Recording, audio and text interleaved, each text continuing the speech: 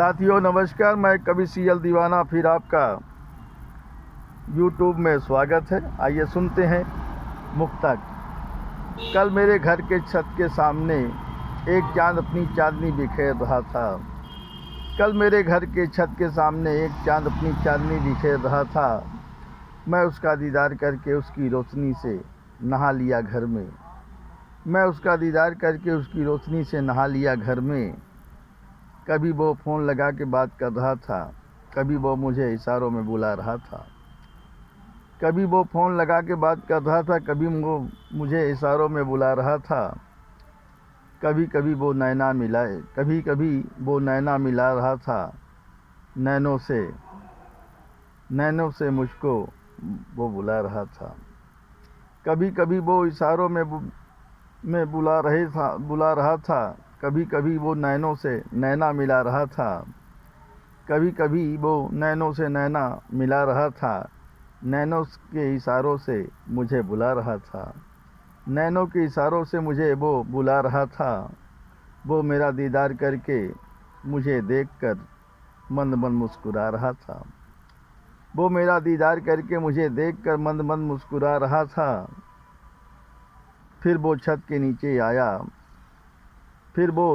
नीचे आया, मुझे अपने पास में बुलाया। वो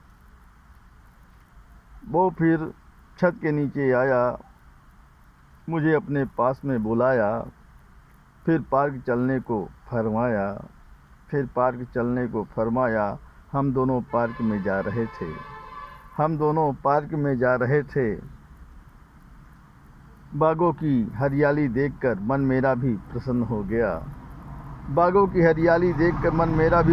गया। वो मेरा दीदार करके मुस्कुरा रहे थे, मैं उनका दीदार करके मुस्कुरा रहा था। वो मेरा दीदार करके मुस्कुरा रहे थे, मैं उनका दीदार करके मुस्कुरा रहा था। फिर वो मुझसे कहने लगे, कल आप मेरा दीदार करके कविता गीत गज़ल लिख रहे थे। फिर वो मुझसे कहने लगे, कल आप मेरा दीदार करके कविता गीत गज़ल लिख रहे थे। मैंने सिर को हिलाया, आपने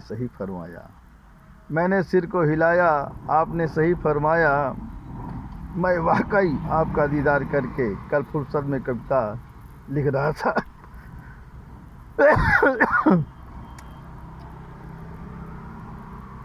मैं वाकई में दीदार करके कल फुर्सत में कविता लिख रहा था।